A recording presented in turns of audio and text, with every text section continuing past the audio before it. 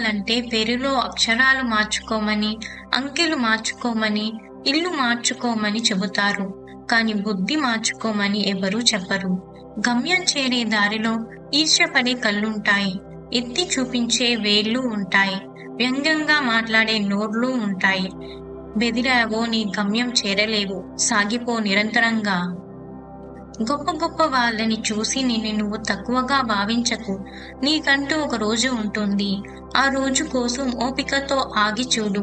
అప్పుడు నీ స్థానం కూడా గొప్పదే అవుతుంది. అప్పటి వరకు నీ ఆత్మస్థైర్యాన్ని బలంగా నమ్మి బ్రతికితే చాలు.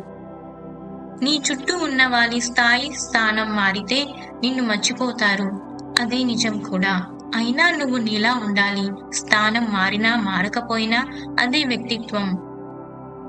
పరిస్థితులు ఎప్పుడూ స్థిరం కాదు. కష్టం ఎప్పుడు వృధా పోదు. తన కోసం పాటుపడటం సంతృప్తి ఇస్తుంది, కానీ ఇతరుల కోసం పాటుపడటం ఉత్తేజం కలిగిస్తుంది. మనిషికి కొవ్వు పెరిగిపోతే గుండెపోటు తప్పదు. నమ్మకం ఎక్కువైతే వెన్నుపోటు తప్పదు. గుండెపోటు కన్నా వెన్నుపోటు చాలా ప్రమాదకారి. అదృష్టం బాగుంటే గుండెపోటు వచ్చినా బ్రతకొచ్చు, కానీ వెన్నుపోటు మాత్రం బ్రతికి ఉన్న వారిని శవంగా చేస్తుంది. ఏ విషయం గురించి అయినా పూర్తిగా తెలియకుండా అడుగులు ముందుకు వేయకూడదు. పుట్టుకతో వచ్చిన గుడ్డితనాన్ని కూడా నయం చేయవచ్చు, కానీ అహంకారంతో కళ్ళు మూసుకుపోయిన వారిని ఎవరూ బాగు చేయలేరు. ఒకరిని బాధ పెట్టడం నీటిలో రాయి వేసినంత సులువు, కానీ వారిని తిరిగి మామూలు స్థితికి తీసుకురావటం అనేది చాలా కష్టం.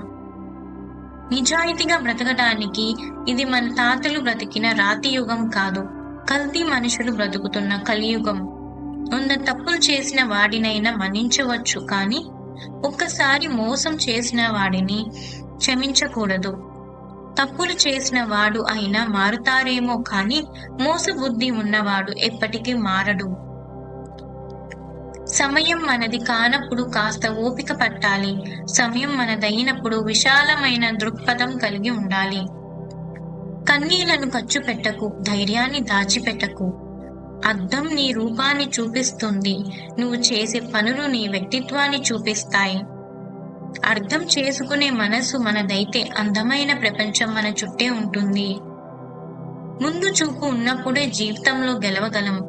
పడవ మునుగుతున్నప్పుడే ఈత నేర్చుకుందామనుకుంటే బ్రతుకు వ్యర్థం అవుతుంది. కష్టం శత్రువే కావచ్చు, కానీ నీ మిత్రులెవరో చూపించి వెళ్తుంది. సమయాన్ని సద్వినియోగం చేసుకునే వ్యక్తికి మిగతా మంచి అలవాట్లు కూడా వాటంతట అవి అలవడతాయి. కావు కావు అంటున్న కాకిని కసురుకోకు. ఏవి నీవి కావని అర్థం ఉందని మర్చిపోకు. ఇతరులు ఏ విధంగా గౌరవిస్తే నీకు ఆనందమో నీవు వారిని ఆ విధంగా గౌరవించాలి. ఇతరులు ఏది చేస్తే తప్పని భావిస్తావో అది నువ్వు ఎప్పుడు చేయకుండా ఉండాలి. సంపద కన్నా శక్తివంతమైనది పలకరింపు. ఒకరి మీద నీ జీవితం ఆధారపడి ఉందంటే జీవితంలో నిన్ను నువ్వు కోల్పోయినట్టే. ఎప్పుడైతే నీ శక్తిపై నీకు నమ్మకం కలుగుతుందో అప్పుడే జీవితంలో నీవు ఏదైనా సాధించగలుగుతావు. అనేకమైన భాషలు మాట్లాడగలిగితే అది ఆస్తి. అది ఏ భాషలోనైనా సరే మౌనంగా ఉండగలిగితే అది వెలకట్టలేని ఆస్తి.